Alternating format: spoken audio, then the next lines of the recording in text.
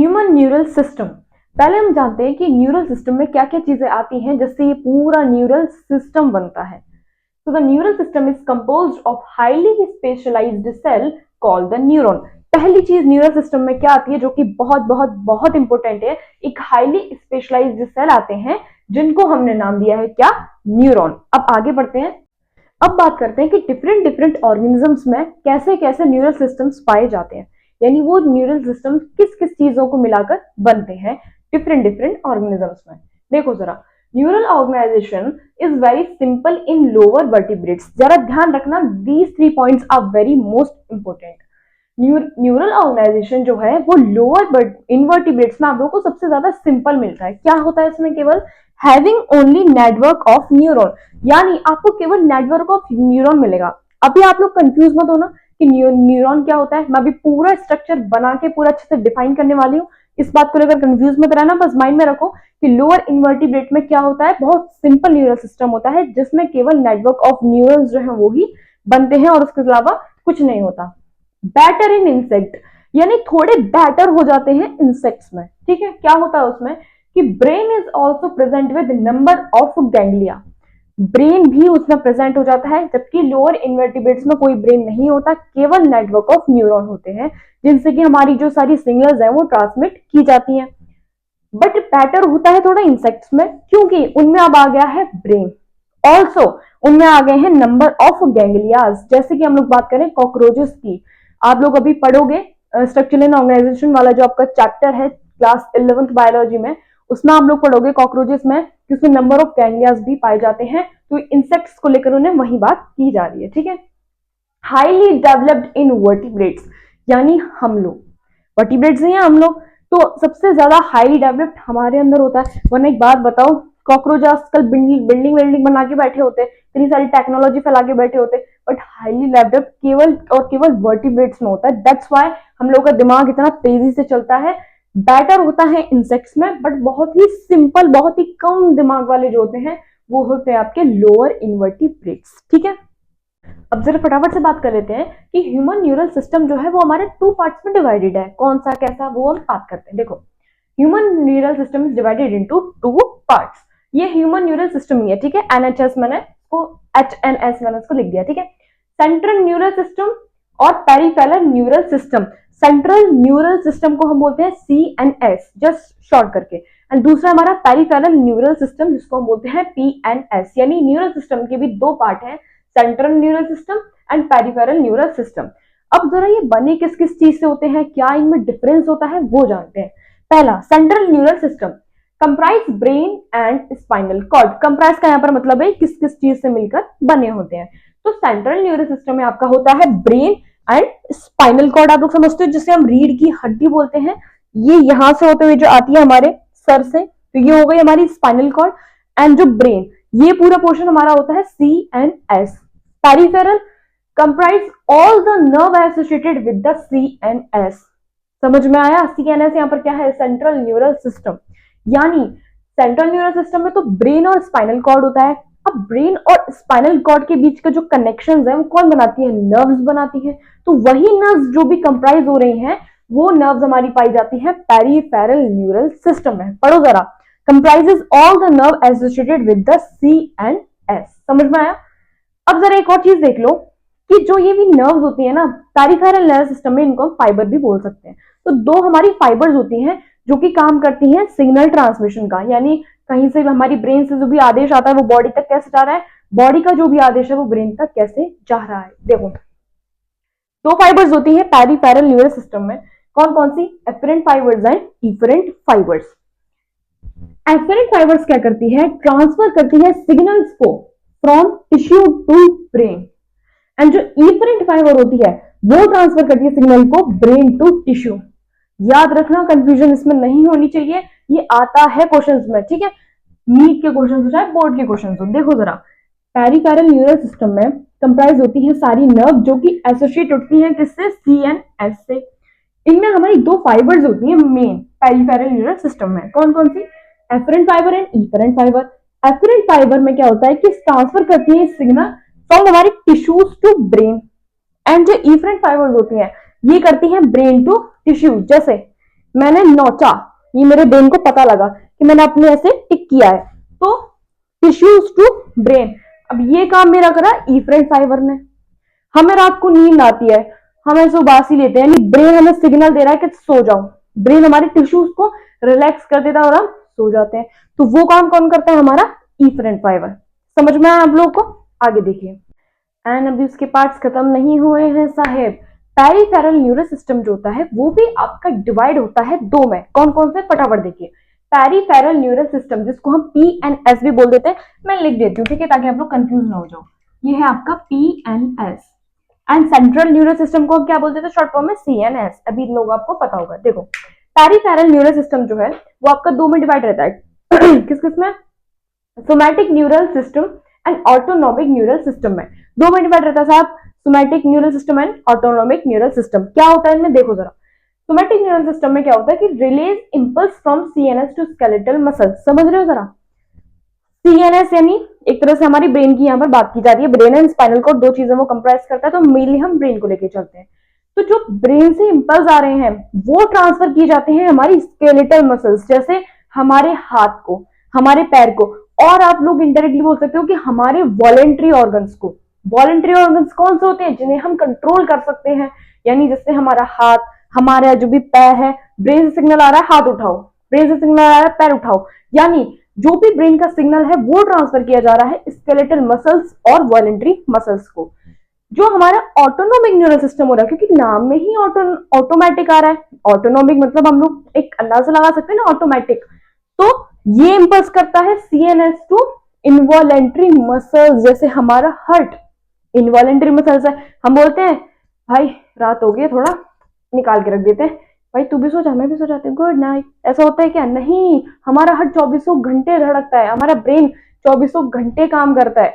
तो वही है हमारे इनवॉलेंट्री मसल्स, यानी जो हमारे सोमैटिक न्यूरल सिस्टम्स होते हैं वो इंपल्स जनरेट करते हैं CNS से लेकर स्केलेटल मसल्स तक, और जो हमारे ऑटोनोमिक न्यूरल सिस्टम होते हैं वो हमारे इंपल्स जनरेट करते हैं CNS टू इनवॉलेंट्री ऑर्गन्स को। समझ में आया? अब देखो जरा, ऑटोनोमिक न्यूरल सिस्टम भी दो में डिवाइड है। वाह, कब तक फैलेगा ये?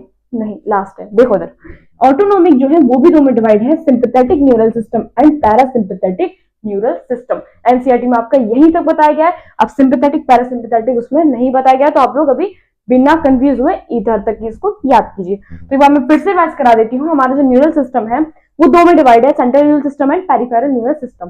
सेंट्रल न्यूरल सिस्टम में हमारा ब्रेन आता है, स्पाइनल कॉर्ड आती है।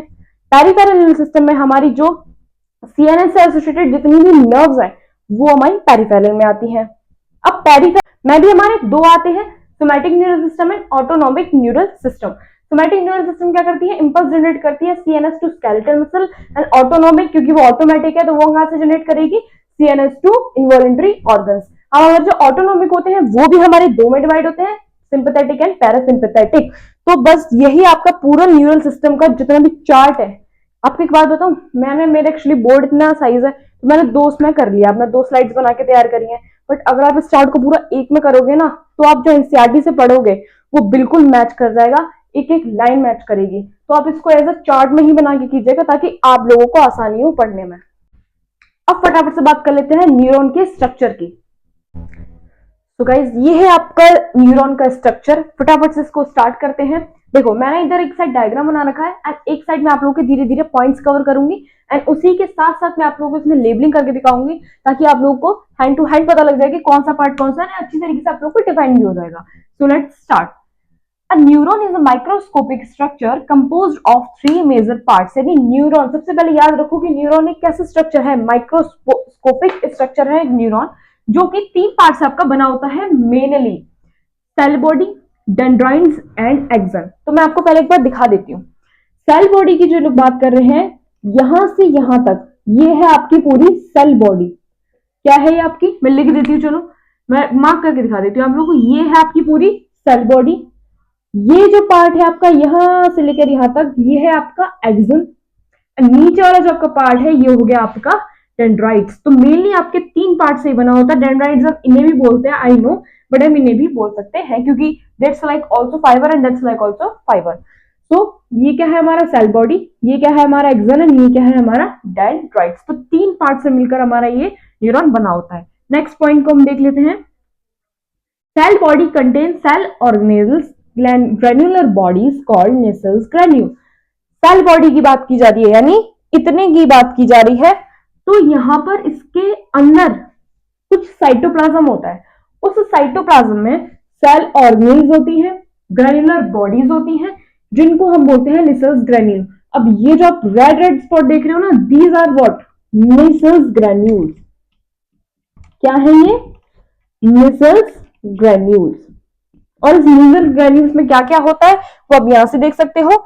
सेल ऑर्गेनेल्स होते हैं, ऑल्सो साइटोप्लाज्म होता है, तो उसको हम क्या बोलते हैं अल्टीमेटली? नेसेल ग्रेन्यूल्स, जो कि मैंने आपके मार्क कर दिया। ये क्या है हमारे? नेसेल ग्रेन्यूल्स। नेक्स्ट पॉइंट देखो जरा। Short fibre out of the body called dendrites and transmit impulse to the cell body. देखो जरा ध्यान से, ये जो डेंड्राइट्स देख रहे हो, जो फाइबर्स देख रहे हो, शॉर्ट फाइबर, जैसे यहाँ पे लिखा हुआ शॉर्ट फाइबर, तो ये जो फाइबर्स है ना, इन्हीं को हम बोलते हैं डेंड्राइट्स। यानी जो शॉर्ट फाइबर्स हैं, ये अपने अंदर सिग्नल्स को लेते हैं, लाइक बाल। हमारे, मान लो कोई हमारे बाल ऐसे करके खड़ा हुआ है, जिस पर एग्जाम्पल हमारा बाल यूं करके खड़ा हुआ है और एक करंट आया और उस बाल में लगा, फिर हमारी पूरी बॉडी में ऐसे ऐसे ट्रांसमिट हो गया। तो ये चीज यहाँ पर हो रही है कि ये जो शॉर्ट फाइबर्स है ना, यहाँ पर हमारे सिग्नल्स आते हैं, ये उसको कैप्चर करते हैं एंड देन सेल बॉडी में अंदर उसको ट्रांसमिट करते हैं। यानी यहां से डेंड्राइट से सिग्नल आए और सेल बॉडी में आ गए, उसके बाद फिर यूं करके सिग्नल जाता है, कैसे वो मैं अभी आपको दिखाऊंगी। तो ये आपके 3 पॉइंट्स थे। नेक्स्ट पॉइंट पर चलते हैं। Axons is a long fibre and with branches terminates as bulb like structure called synaptic node. क्या है मतलब इसका? देखो जरा। एक्सन जो है, जैसे कि आप लोगों को मैंने अभी क्या बताया कि ये वाला जो पार्ट है, ये क्या वाला पार्ट जो है हमारा? एक्सन है, ठीक है। एक्सन आप लोगों को किसकी तरह दिख रहा है? आप खुद सोचो, एक लॉन्ग फाइबर की तरह दिख रहा है, यानी एक लंबा सा फाइबर, जिसको हमने क्या बोला है? एक्सन। टर्मिनेट्स करता है एंड विद ब्रांचेस, यानी ये देखो कैसे कितनी सारी ब्रांचेस निकल रही हैं, and terminates as a bulb like structure called synaptic globe. यानी ये जो ब्रांचेस हैं, ब्रांचेस टर्मिनेट कर रही हैं एक बल्ब लाइक स्ट्रक्चर। आप लोग खुद देख सकते हो, यूट्यूब पे जूम करके देखो जरा इस वीडियो को, कि ये देखो ब्रांचेस जो है ये बल्ब लाइक स्ट्रक्चर से एंड कर रही है या नहीं कर रही। इसी को हमने बोला है क्या? Synaptic knob. मैं यहां पर मेंशन कर देती हूं, इसी को हमने बोला है सिनेप्टिक नोब। सिनेप्टिक नोब यानी जो ब्रांचेस हैं एक बल्ब लाइक स्ट्रक्चर से जाकर टर्मिनेट कर रही हैं, जिसको हमने नाम दिया है synaptic knob. possesses synaptic vesicles and containing chemical called the neurotransmitter। यानी ये जो सिनेप्टिक नोब है, ये एक सिनेप्टिक वेसिकल्स कंटेन करते हैं, जिसमें केमिकल होता है और उन्होंने उसका नाम दिया है न्यूरोट्रांसमीटर। ध्यान रखना, ये क्वेश्चन आता है कि न्यूरोट्रांसमीटर आपको कहां पाया जाएगा, तो वो सिनेप्टिक नोब में पाया जाता है, तो इस बात का जरा ध्यान रखना। नेक्स्ट पढ़ते हैं जरा। Axon transmit nerve impulse away from the cell body to synapse. हजारों बार क्वेश्चन आ चुका है, चाहे बोर्ड हो चाहे नीट हो।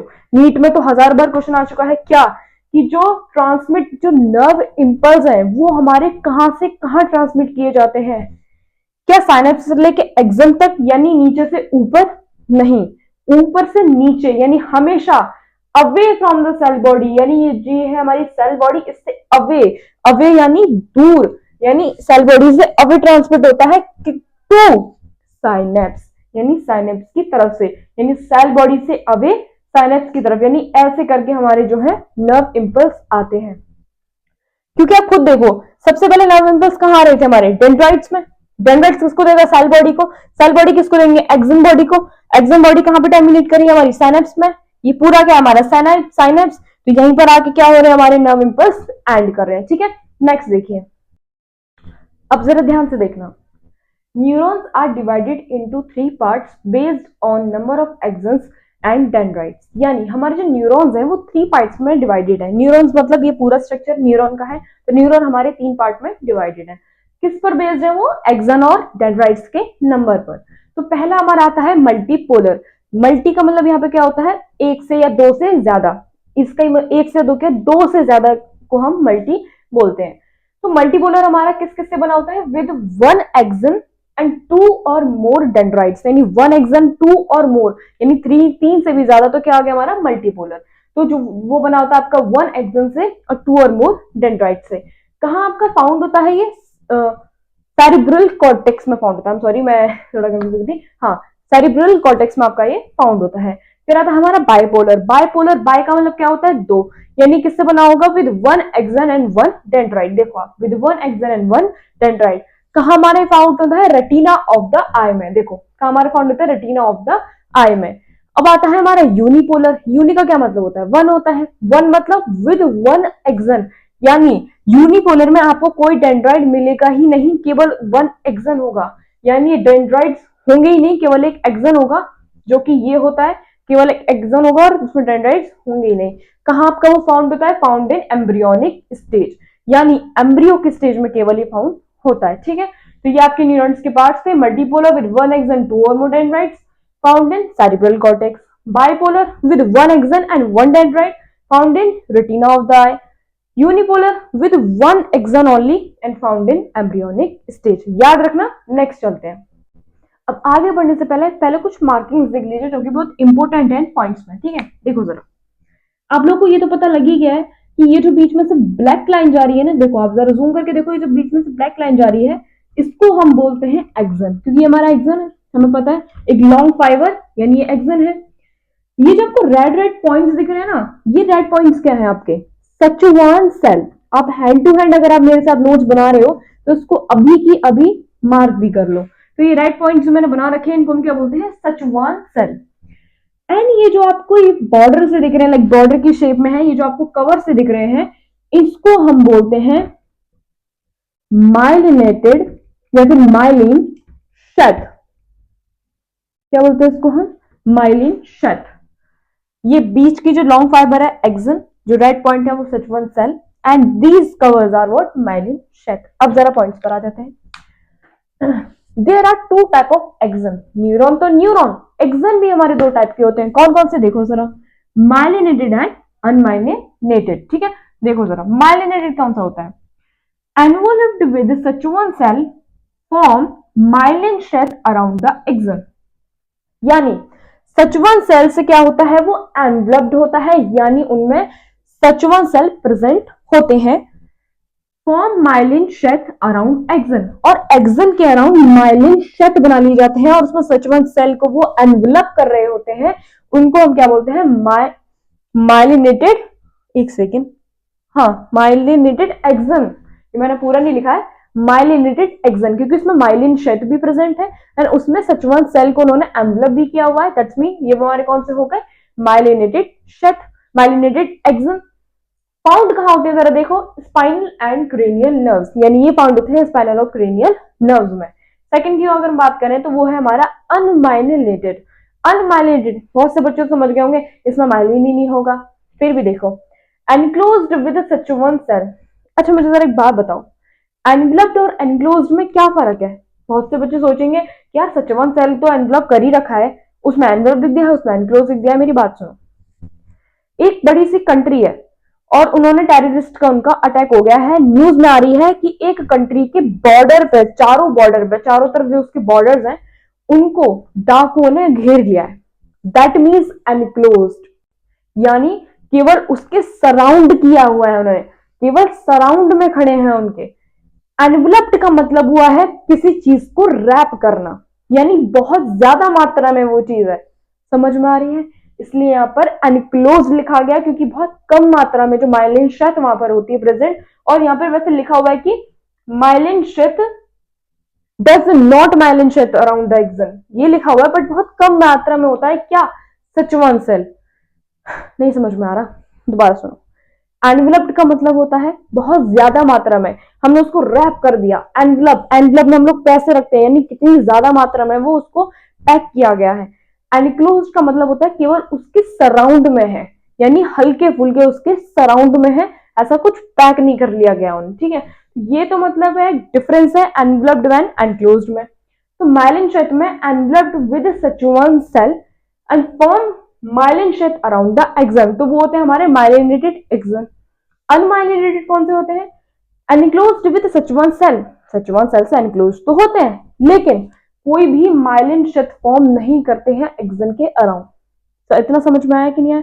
सचुवान सेल दोनों में प्रेजेंट होते हैं, लेकिन उसमें एनवलप्ड होते हैं, इसमें एनक्लोज्ड होते हैं। ये ध्यान रखना, ये मत सोचना कि मैं छोड़ देता हूं यही हो जाएगा। ये तो नहीं, नीट में इधर ही फंसा देंगे आप लोगों को, इधर एनक्लोज और इधर इनर एनवलप और इधर एनक्लोज लिख दिया ना, काम खत्म, गए। तो ये एक एक वर्ड का ध्यान रखना पड़ता है, इसलिए मैंने सारे नोट्स नीट में एनसीईआरटी में से ही प्रिपेयर किए हैं, ठीक है। तो इसमें माइलिन क्षेत्र नहीं होती, इसलिए उसको अनमाइलिनेटेड बोला गया है। कहाँ ये फाउंड होता है? Autonomous and somatic neural system में, जो कि किसके पार्ट है? पेरिफेरल न्यूरल सिस्टम के। तो autosome and somatic neural system में ये फाउंड किया जाता है, ठीक है। तो ये थे आपके पॉइंट्स। एक लास्ट पॉइंट और देखते हैं फटाफट से। हमारा लास्ट पॉइंट क्या बोल रहा है? Gaps between two myelin sheath are called node of Ranvier. इतना आप लोग समझ गए होंगे। देखो जरा, माइलिन शेथ कौन सी है, मैंने ये बताई है। माइलिन शेथ ये जो ब्रैकेट से बने हुए हैं, इनके बीच का जो गैप है आप लोग खुद देख पा रहे होंगे। ये देखो, दो माइलिन शेथ के बीच का ये गैप देख रहे हो आप? इस गैप को ही हम बोलते हैं क्या? Node of Ranvier. क्या बोलते हैं? Node of Ranvier. तो ये होता है आपका नोड ऑफ रेनवियर, यानी दो माइलिन शेथ के बीच का जो गैप है उसे हम बोलते हैं नोड ऑफ रेनवियर। तो यही आपका पूरा टॉपिक था, यही आपका लास्ट पॉइंट था। So by this now we come to the end of this lecture and आप लोग मुझे सच सच बताओ कि आप लोगों को लेक्चर समझ में आया या नहीं, क्योंकि मैं नॉर्मली अपने हर लेक्चर में ऐसा नहीं पूछती हूँ, लेकिन पता नहीं क्यों थोड़ा सा डाउट जा रहा है कि आप लोगों को समझ में आया है या नहीं। अगर आया है ना तो अब भी फटाफट से जाके कमेंट सेक्शन में एक बार मैसेज कर दो, एक बार कमेंट कर दो कि हाँ मुझे ये लेक्चर समझ में आ गया। अगर नहीं आया, मैंने देखा कि ज्यादातर कमेंट्स ये आ रहे हैं कि नहीं आया है, तो मैं उसका एक और लेक्चर प्रिपेयर करूंगी जिसमें मैं आप लोग को एक सिंप्लीफाइड, इससे भी ज्यादा सिंप्लीफाइड फॉर्म से आप लोगों को समझाने की कोशिश करूंगी। तो प्लीज एक बार जाके कमेंट सेक्शन में ये लिख दो कि आपके समझ में आया है या नहीं आया है, ठीक है। बाकी चैनल को सब्सक्राइब कर लीजिएगा, अगर समझ में आ गया है तो लाइक भी कर दीजिएगा वीडियो को। और जो भी इस चैनल पर नए हैं मैं उनको बता दूं, आपके जो भी जितनी भी डाउट्स हैं किसी टॉपिक को लेकर, किसी चैप्टर को लेकर क्लास 11-12 बायोलॉजी में, तो वो आप मेरे कमेंट्स में फटाफट से जाके ड्रॉप कर दीजिए। मैं उस डाउट्स को पिकअप करती हूँ, उसका फुल एक्सप्लेनेशन वीडियो बनाकर देती हूँ। So thank you so much, keep studying.